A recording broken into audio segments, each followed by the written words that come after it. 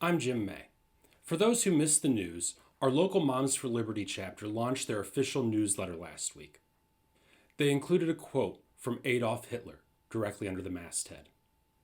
They followed that up with this explanation. While you're reading it, I'm going to say sorry in advance. This video is going to be a little bit on the longer side. There's a lot to unpack with all of this. First, let's note that it clearly seems they're endorsing the factual accuracy of Hitler's quote. It wouldn't make any sense to include it if they thought what he was saying was incorrect.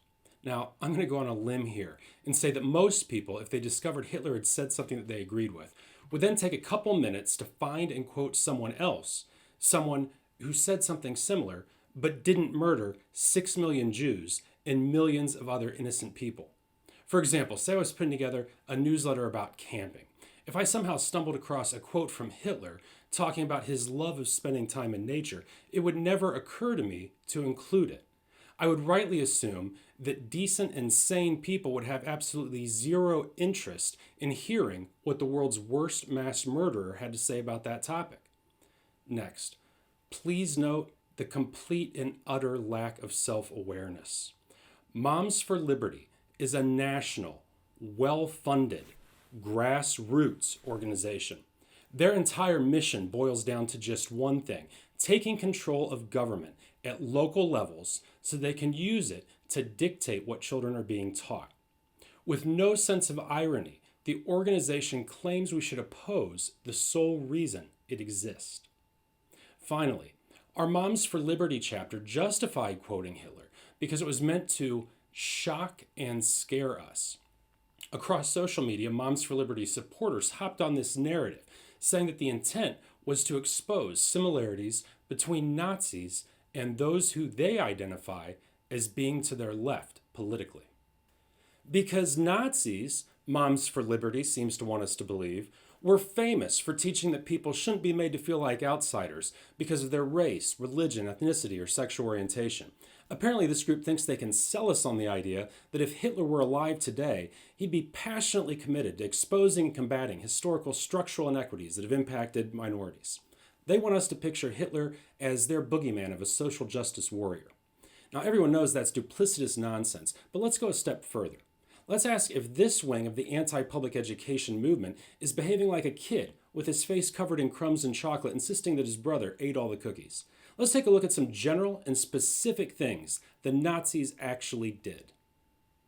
To pave the way for genocide, Nazis relied on propaganda that built off long-standing anti-Semitism.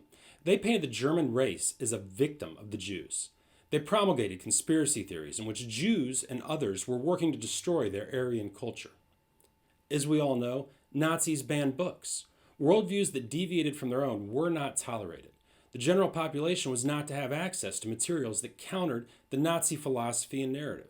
Of course, that extended to controlling what children were taught as well. Schools and teachers were not allowed to teach facts that disputed the nationalist mythical version of the fatherland. The Nazis persecuted gay people, once again justifying horrific violence via propaganda built on old prejudices.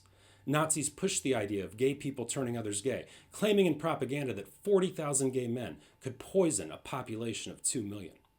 This fit within an overall hostility to researching sex and sexuality. The Nazis shut down the Institute for Sexual Science, which at the time was the world's leading organization of its kind, conducting research to better understand human sexuality and treatment of disorders and STDs.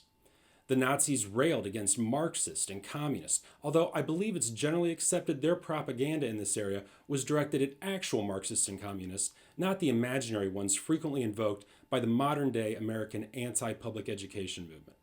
And, especially early on in their movement, the Nazis persuaded the masses by wrapping up their arguments in a twisted perversion of Christianity that replaced Christ's message of love, mercy, and free will with one of anger, grievance, and authoritarianism.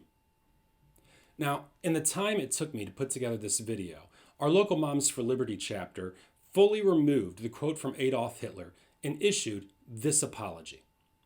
If they watch this, I'd urge them to post an update of which actions their organization specifically condemns.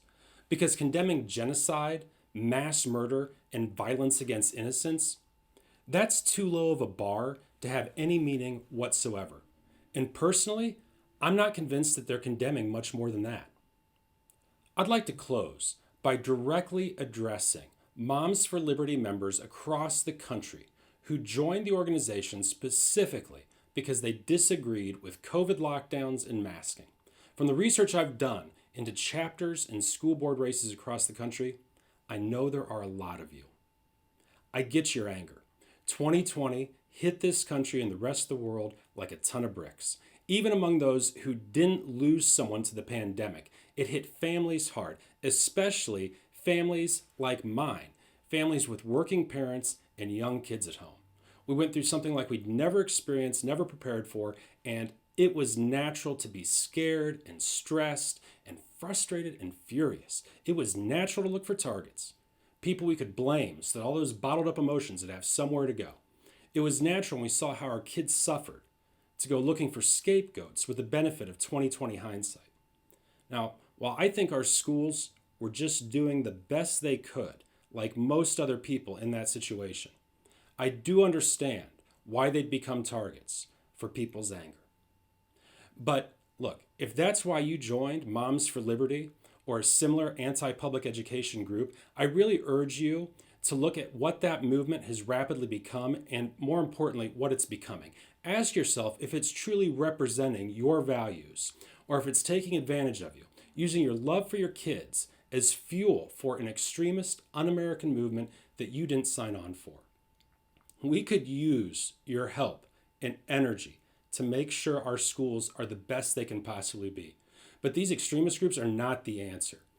And as parents across the country are waking up to what they're standing for, they're going to find that millions and millions of us will not co-parent with hate groups.